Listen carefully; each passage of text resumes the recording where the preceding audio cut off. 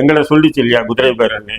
திமுகவை ஆட்சி கவிப்பதற்காக திமுகவும் அதிமுகவும் சேர்ந்து குதிரை பேரத்தில் இறங்கி இருக்காங்க. தமிழ்நாடு முழுக்க வந்து பாத்தீங்கன்னா கொலை கொள்ளை கற்பழிப்பு தலைவிரிச்சு ஓட்டு போட்டு மை 1000க்கு முன்னாடியே இவங்க வந்து பதவி ராஜினாமா பண்ணி தாவேக்கால சேர்ந்திருக்காங்கன்னா இப்ப எத்தனை கோடிகள் இவங்களுக்கு பேரம் பேசப்பட்டுரும். இது போன்ற பொய் வழக்குகளுக்கு அரசினுடைய சூழ்ச்சிகளுக்கு காவல்துறை பலியாக கூடாது. தாவேக்கா விஜய் மீது தொடர்ந்து இருக்கக்கூடிய ஒரு குற்றச்சாட்டை மூடி மறைப்பதற்காக மடை மாற்றுவதற்காக இப்போ ஒரு புது ஆயுதத்தை தாவேக்கா எடுத்திருக்கு. அதை வந்து சபாநாயகருக்கு எதிராக கவன ஈர்ப்பு தீர்மானம் கொண்டு வராங்க.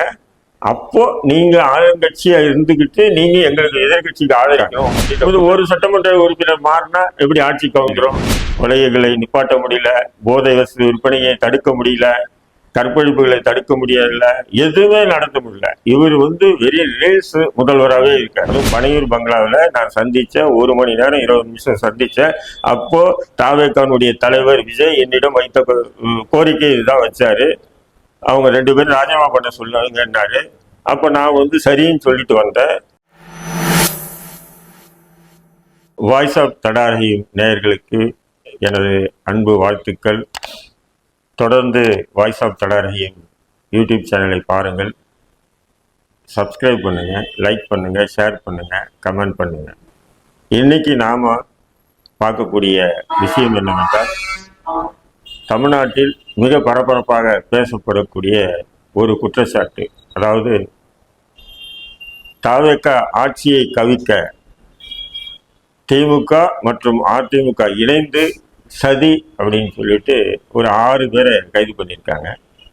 அதில் வந்து பார்த்தீங்கன்னு சொன்னால் லயோலா காலேஜின் முன்னாள் மாணவர்கள் என்று சொல்லி அடிக்கடி தேர்தலுக்கு முன்பு கருத்து கணிப்பு வெளியிடுவார் நம்முடைய நண்பர் திருநாவுக்கரசை வந்து முதல் குற்றவாளியாக்கி கரூரை சேர்ந்த ரமேஷ், கார்த்திக் ஆகியோரை உட்பட 6 பேரை கைது பண்ணியிருக்காங்க. எதற்காக கைது பண்ணாங்கன்னு சொல்லி காவல்துறை ஒரு அறிக்கை வெளியிட்டது. அதாவது ஊத்தாங்கரை சட்டமன்ற உறுப்பினர், தாவேக்காவுடைய சட்டமன்ற உறுப்பினர் இளையராஜாவிடம் திருநாவுக்கரசு அவர்கள் பேரம் பேசினார், 30 கோடி ரூபாய் கொடுப்பதாகவும், வருகின்ற சட்டமன்ற கூட்டத்தொடரில் சபாநாயகருக்கு எதிராக ஒரு கவன ஈர்ப்பு தீர்மானத்தை கொண்டு வருவோம் எதிர்கட்சிகள். அப்போ ஆளுங்கட்சியை சேர்ந்த சட்டமன்ற உறுப்பினர் நீங்க அந்த கவன ஈர்ப்பு தீர்மானத்தை, எதிர்கட்சிகள் கொண்டு வரக்கூடிய கவன ஈர்ப்பு தீர்மானத்தை ஆதரிக்க வேண்டும் என்ற கோரிக்கையோடு 30 கோடி ரூபாய் கொடுப்பதாக பேசினாங்க. இந்த விஷயத்த நீங்க வெளியே சொன்னீங்கன்னா உங்களையும் உங்க குடும்பத்தையும் நாங்கள் கொலை பண்ணிடுவோம் அப்படின்னு மிரட்டியதாக நம்ம D1 காவல் நிலையத்தில் ஒரு புகார் வந்திருக்கு. அந்த புகாரின் அடிப்படையில் தான் லயோலா காலேஜ் முன்னாள் மாணவர் என்று சொல்லக்கூடிய திருநாவுக்கரசு அவர்களும் கரூரை சேர்ந்த ரமேஷ், கார்த்திக் உட்பட 6 பேரை கைது பண்ணியிருக்காங்க. இதில் இன்னொரு குற்றச்சாட்டு என்ன சொல்கிறாங்கன்னு சொன்னீங்கன்னா, இதில் வந்து செந்தில் பாலாஜியுடைய தம்பி அசோக்குக்கு முக்கிய பங்களிப்பாக இருக்காங்க. அசோக்கு வந்து தலைமறைவாயிட்டாரு அப்படின்னு சொல்லி ஒரு குற்றச்சாட்டு இன்னைக்கு காலையிலிருந்து மிகப்பெரிய பரபரப்பாக ஓடிட்டு. தாவேக்கா ஏன் இந்த பரபரப்பு குற்றச்சாட்டு வைக்கிறது, ஏன் இப்படி கைது பண்ணியிருக்கு, உண்மையிலே இப்படி ஒரு பேரம் நடத்தப்பட்டதா அப்படின்னு பார்த்தா அதுக்கு வாய்ப்பே இல்லை.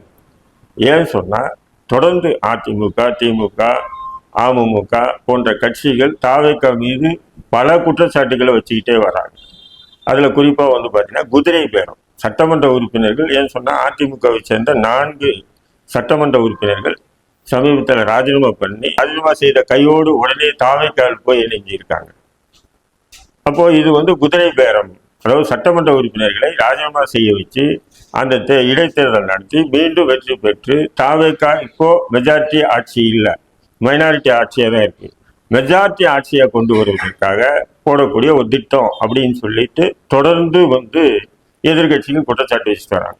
இந்த குற்றச்சாட்டுகளுக்கு உண்மை என்ற ஒரு சான்றோடு சமீபத்தில் மதிமுகவுடைய பொதுச் செயலாளர் அண்ணன் வைகோ அவர்கள் ஒரு பேட்டி கொடுக்கும்போது சொல்றாரு, எங்களுடைய 2 சட்டமன்ற உறுப்பினர்களையும் ராஜினாமா பண்ணுங்க, உங்க 2 சட்டமன்ற உறுப்பினர் ராஜினாமா பண்ணுங்க. ராஜினாமா பண்ணாங்கன்னா மறுபடியும் அவங்க வெற்றி பெறுவதற்கு நானே வந்து பிரச்சாரம் செய்வேன் என்று தாவேக்காவுடைய தலைவர் ஜோசப் விஜய் என்னிடம் கூறினார் அதுவும் பனையூர்ல சுமார் 1 மணி நேரம் 20 நிமிஷம் என்கிட்ட பேசினாரு. அப்போ அவர் சொன்னது என்கிட்ட இப்படிதான் சொன்னாரு அப்படின்னு சொல்லி பப்ளிக்கா வந்து ஒரு செய்தியாளர் பேட்டியிலே வந்து மதிமுகவுடைய பொதுச் செயலாளர் அண்ணன் வைகோ வந்து பேட்டியில சொல்லியிருக்காரு. இப்போ இதை அடிப்படையாக வைத்து திமுகவினுடைய தலைமை நிலை செயலாளர் RS பாரதி வந்து டிஜிபிக்கு ஒரு புகார் கொடுக்கிறார். என்ன கொடுக்குறாருன்னு சொன்னா ஜூலை 1ஆம் தேதி கொடுக்குறாரு. என்ன புகார் கொடுக்குறாங்கன்னா, தாவேகா வந்து தொடர்ந்து குதிரை பேரத்தில் ஈடுபட்டு வராங்க, பல கோடி ரூபாய் இதுக்கு செலவு பண்றாங்க. அதை தொடர்ந்து இன்னைக்கு வைகோ கொடுத்த இந்த இன்டர்வியூ இருக்கு பார்த்தீங்களா, இது முக்கியமா இந்த முக்கியமா நீங்க ஆதாரமா வச்சு வழக்கு பதிவு செய்யுங்க. முதல்வர் மீதும் இது சம்பந்தமான தாவேகாவினுடைய முக்கிய நிர்வாகிகள் மீதும் கைது செய்யணும் அப்படின்னு சொல்லிட்டு திமுகவினுடைய RS பாரதி ஒரு புகார் கொடுக்கிறார். இப்போ இந்த புகார் வந்து தொடர்ந்து சோசியல் மீடியாலும் சரி ஊடகங்களையும் சரி தலைப்புச் செய்தியா ஓடிட்டு இருக்கு. என்னடா தாவேகா மீது இப்படி ஒரு புகார் தொடர்ந்து இருக்கு. இப்போ வைகோ சொன்னது வந்து இன்னும் ஆதாரமாயிடுச்சு. ஏன்னா அது விஜயே சொன்னாரு. அதுவும் பனையூர் பங்களாவில் நான் சந்திச்சேன், 1 மணி நேரம் 20 நிமிஷம் சந்திச்சேன். அப்போ தாவேகானுடைய தலைவர் விஜய் என்னிடம் வைத்த கோரிக்கை இதுதான் வச்சாரு. அவங்க 2 பேரும் ராஜினாமா பண்ண சொல்லுங்கன்னாரு. அப்போ நான் வந்து சரின்னு சொல்லிட்டு வந்தேன். இடையில அவங்க 2 பேரும் ராஜினாமா பண்ண மாட்டேன்னு சொல்லிட்டாங்க அந்த சட்டமன்ற உறுப்பினர்கள் அப்படின்னு சொல்லி பேட்டி ஓப்பனா கொடுக்குறேன். அப்போ இது வந்து குதிரை பேரத்தினுடைய முழு உண்மை வெளிவருது. இப்போ இந்நிலையில் தான் வந்து என்ன பண்றாங்க, இது ஒரு குறிப்பு அதை மடைமாற்றும் விதமா. எப்படின்னா, ஒரு கோடு இருக்குன்னா அந்த கோடை அழிக்க முடியாது. பக்கத்துல ஒரு பெரிய கோடு போட்டுனா அந்த சின்ன கோடு தெரியாம போடும் இல்லைங்களா. அந்த அடிப்படையில் தாவேகா என்ன பண்ணுதுன்னு சொன்னா, இப்போ இந்த திருநாவுக்கரசை வந்து ஒரு பகடைக்காயை ஆக்கி அவரை தொடர்ந்து அந்த ரமேஷ் கார்த்திக்கு உட்பட எல்லாரையும் கைது பண்ணி இவர்களுக்கும் செந்தில் பாலாஜியுடைய தம்பி அசோக்கும் ஒரு நெருங்கிய தொடர்பு இருக்கு அப்படின்னு சொல்லிட்டு குதிரை பேரத்துல வந்து திமுக இறங்கிச்சு. எங்களை சொல்லிச்சு இல்லையா குதிரை பேரன்னு. திமுகவை ஆட்சி கவிப்பதற்காக திமுகவும் அதிமுகவும் சேர்ந்து குதிரை பேரத்துல இறங்கியிருக்காங்க அப்படின்னு சொல்றாங்க. ஏன்னா ஒரு சட்டமன்ற உறுப்பினரை எதிர்கட்சிகள் அவங்க பக்கம் சாட்சிக்கிட்டு எந்த ஆட்சியை கவிக்க முடியும்? எந்த ஆட்சியும் கவிக்கவே முடியாது. சாதாரணமான குழந்தை முதற்கொண்டு பெரியவங்க வரையும் எல்லாருக்குமே தெரியும். ஒரு சட்டமன்ற உறுப்பினரை எதிர்கட்சி அவங்க பக்கம் மாத்திக்கிட்டாங்கன்னா எப்படி ஆட்சி கவுந்துடும்? கவியாது இல்லை. அதுவும் என்ன சொல்றதுன்னா, இது போலீஸ் தரப்பில் சொல்லப்படக்கூடிய அறிக்கை. அந்த போலீஸ் தரப்புல வந்து அதுவும் வந்து கவன ஈர்ப்பு, சபாநாயகருக்கு எதிராக கவன ஈர்ப்பு தீர்மானம் கொண்டு வராங்க. அப்போ நீங்க ஆளுங்கட்சியா இருந்துகிட்டு நீங்க எங்களுக்கு எதிர்கட்சிக்கு ஆதரிக்கணும் அப்படின்ற குற்றச்சாட்டின் அடிப்படையில் தான் இவங்க சொல்றாங்க. அப்போ அந்த கவன ஈர்ப்பு தீர்மானம் கொண்டு வந்தாலும் அதுல ஒரு சட்டமன்ற உறுப்பினர் மட்டும் வந்து எதிர்கட்சிக்கு ஆதரவா இருந்தா அந்த கவன ஈர்ப்பு தீர்மானம் தோல்வி அடைஞ்சிருமா? ஆகாது. ஏன்னு சொன்னா மெஜாரிட்டியா இருக்காங்க இல்லையா. இப்போ தாவேகா மட்டும் இல்லாமல் தாவேகா கூட சேர்ந்த காங்கிரஸ் கூட சேர்ந்த கம்யூனிஸ்டுகள், கம்யூனிஸ்ட் கூட சேர்ந்த விடுதலை சிறுத்தை கூட சேர்ந்த முஸ்லீம் லீக் உட்பட எல்லாமே வந்து ஒரு கூட்டணியா இருக்கும்போது மெஜாரிட்டியா இருக்கிறதுனால தான் அவங்க முதல்வராக இருக்காங்க. ஒரு சட்டமன்ற உறுப்பினர் மாறினா எப்படி ஆட்சி கவுந்துரும்? இது முழுக்க முழுக்க வடிகட்டிய ஒரு பொய். அதாவது தங்கள் மீது தாவேகா விஜய் மீது தொடர்ந்து இருக்கக்கூடிய ஒரு குற்றச்சாட்டை மூடி மறைப்பதற்காக, மடை மாற்றுவதற்காக இப்போ ஒரு புது ஆயுதத்தை தாவேகா எடுத்திருக்கு.